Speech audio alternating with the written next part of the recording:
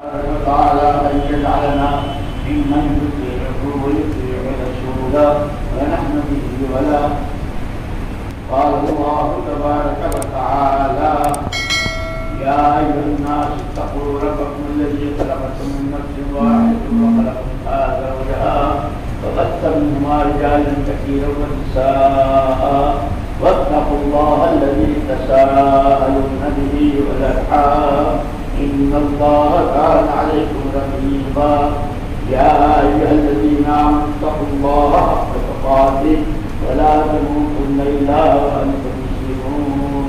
وقال الله تبارك وتعالى: يا أيها الذين آمنوا اتقوا الله وقولوا قولا سديدا يصلح لكم أعمالكم ويغفر لكم ذنوبكم ومن يطع الله ورسوله فقد فاز فوزا عظيما.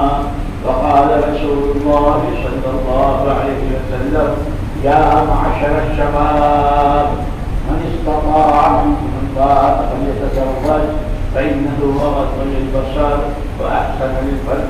وقال رسول الله صلى الله عليه وسلم: تزوجوا الودود الولود فإني مقاتل بكم الأمم.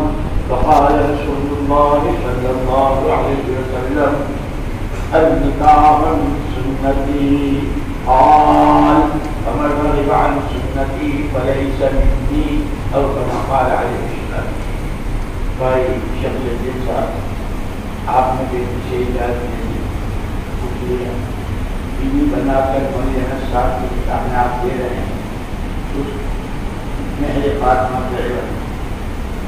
मौलाना साहब भाई शमसुद्दीन साहब की साहबजादी सना खान को बराबर मेरे पास उनके वालिद की वकालत से हाजिर मस्जिद से मौजूदगी में आपके निकाह में बीवी बनाकर दी। आपने उसको अपने निकाह में बीवी बनाकर कबूल की। बारक अल्लाह मुझे मुबारक आले।